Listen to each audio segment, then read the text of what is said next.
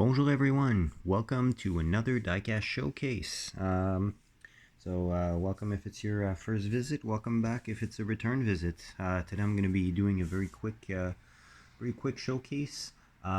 Three packages basically, or packagings I should say, from Greenlight Hollywood series, from arguably one of the best car movies or car flicks or road trip movies that have been made in cinema history.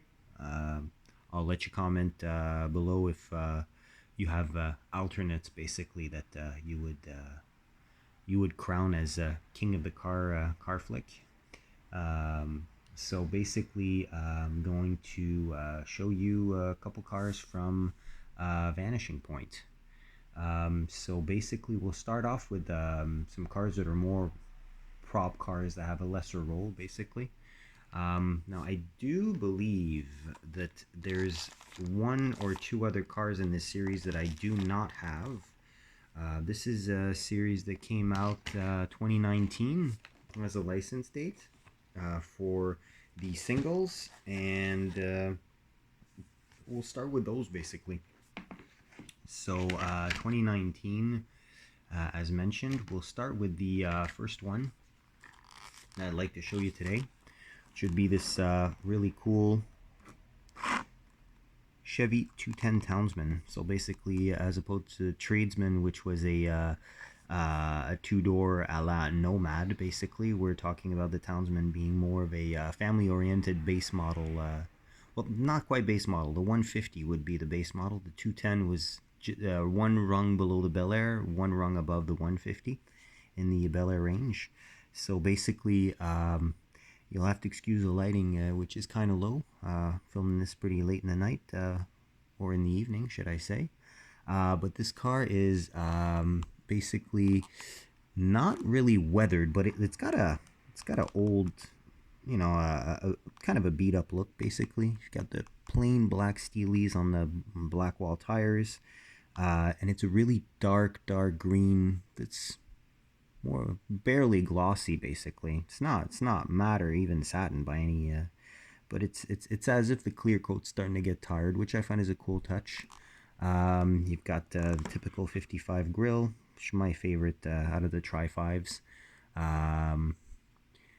As usual, Greenlight, detailing's great, all metal construction with rubber tires. You've got full painted details on the front, nice chrome bumpers, nice chrome work also for the window surrounds, the windshield surround, the trim on the side, which actually was accent on the 150 as opposed to the 210, which added a little bit more bling. Special kudos to the tiny little window that's embedded in the front doors, which is a very tiny separate piece, and it's probably extremely fragile as well. So yeah, plain black interior. Love the rear end on this. As you can see, as in the movie, you see the or we'll attempt to see, actually, here you go. You can make that out. So Just Married on the back. Basically, these guys are kind of run off the road by Kowalski in the Challenger, as he's doing his drug run, drop off some pills. Yeah, so basically really cool car. Love wagons, love 50s cars, and love the 55 Chevys. So this is an automatic win, and cherry on top is the fact that it's in a great movie. Here's the back of the card. I'll show you on the back of this one, but yeah, there's a little bit of a rundown. So next, this is in a little part of the script from the radio guy that is kind of narrating all along the movie. So that's something that he's talking about on the radio, and encouraging Kowalski to outrun the law and the people that are after him. So there you go. Next up, we've got a actually a refreshing one. So same series, same year. We got a 1970 Chevelle. When I say refreshing is the fact that it's in what I like to call granny spec. So it's not SS, it's a base model, color-coded steelies with poverty caps. Really, you can see the grill has the Chevy bow tie and not the SS. Very well rendered. The tires aren't those big fat tires that we'd normally expect to see. This is not the trim that was super popular. If we're talking about renderings in all scales of diecast, we're really talking about just a base Chevelle in a nice little olive metallic green, black, simple black interior. This one does have opening hood. Nope, the 210 I believe does not. So, yep. So a little plus for this one here. Obviously, you can't open the hood because I'm not going to crack these open. I tend to keep my movie cars in package because I find, this Chevelle alone would just be, one more car displayed and no backstory and whatnot, and when it's on the card, well, then it actually tells a story. So, honestly, this specific one, I do not remember what its role was or when it appeared in the movie. So, if you guys want to chime in, let me know. Probably not going to watch Vanishing Point tonight, so unfortunately I wouldn't be able to tell you. But yeah, this is like, again, I showed off in a previous video Nova that was part of the vintage car ads, I believe. Maybe Greenlight, yeah, vintage car ads. And definitely this is the kind of spec I like. Period color, steelies color coded to that period color, and some dog dish hubcaps. Just a plain Jane spec. I think the only thing I'd add to this one specifically would be maybe some red line tires, but even so. Yep, so definitely a cool one there. And last packaging I'm going to show you today. This was released a year prior. Pretty rare to stumble upon, honestly.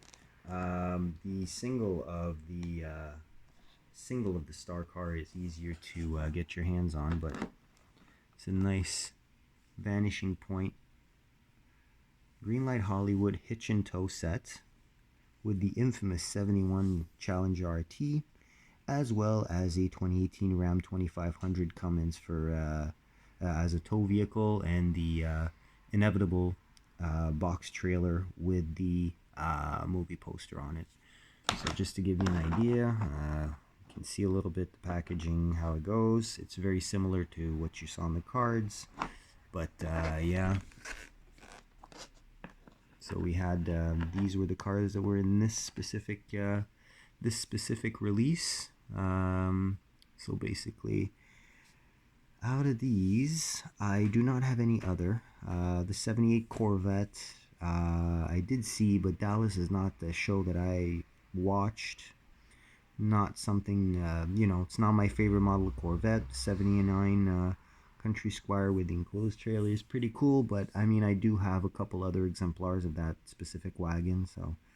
And the Charlie's Angel Ford F100 and the 76 Mustang 2 Cobra 2, actually I never saw on the pegs, and at Passion Diecast are, well, my more or less local hobby shop, or the closest one that I have to where I live.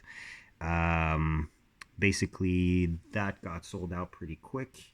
The single of the Charlie's Angels Mustang 2 I decided not to pick up, and I actually picked up instead, I have the Hobby Shop series Mustang 2 Cobra, so came with a set of extra wheels. It's a body style that's kind of weird, but still likable though. Back to this bad boy right here. So obviously I really want to concentrate on the car. So 71 Chevelle, it's pretty much exactly the same as in the movie. So the rally wheels, the white paint. It's not weathered or anything, which would be cool because it ends its star role in the film as being quite dusty. We're told at the beginning of the movie, if you guys remember, that this thing is supercharged, supposedly. So a pre-Hellcat kind of thing. Not sure though. They don't say if it's a Hemi or a 440 Magnum that's under the hood though. So it's hard to tell. But nevertheless, it's a juiced up Challenger, so supposedly super fast. And I mean, it looks pretty stock, you know. If you look here, you know, you'll see that you've got the white tire, raised white tire lettering, the Goodyear's on there. Wheels are super accurately done.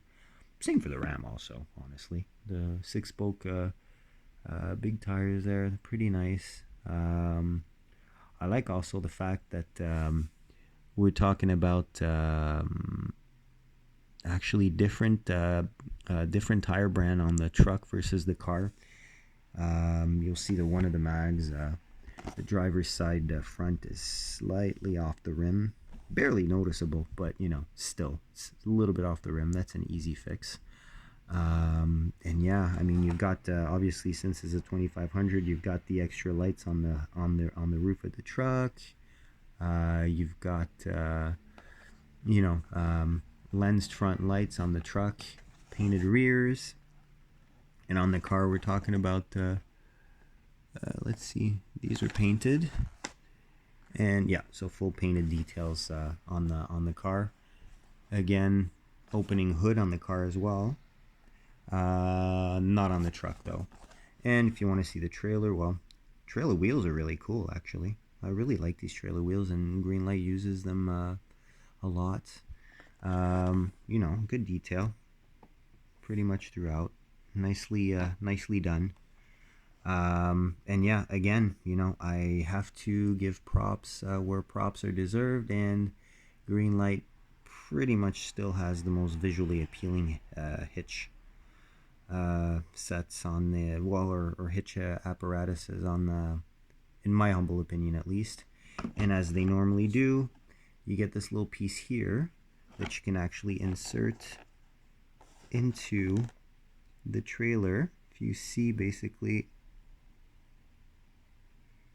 yeah, it's probably more visible like this. You probably see where you can insert it there, so as to prop up the trailer while it's not hooked up to the ram. And yeah, the rear opens to put in the car. So yeah, you know, very cool stuff. So yeah, those are the ones that I wanted to show you today. So hopefully you enjoyed these 3 little Vanishing Point mementos. If you did, feel free to hit that like button. Of course, subscribe if you want to be advised of future uploads on my behalf. And let me know if through the comments if you'd like to see more movie cars. Maybe, you know, some short videos like this, just portraying a specific movie with automotive content in it, basically. I'd love to do that. I've got a fair collection of movie cars, so be glad to show them off. Alright, on that, well, I'll thank you for watching, and I'll wish you an excellent rest of your morning, afternoon, evening, night, wherever you are. And I'll catch you on the next one. Take care. Bye-bye.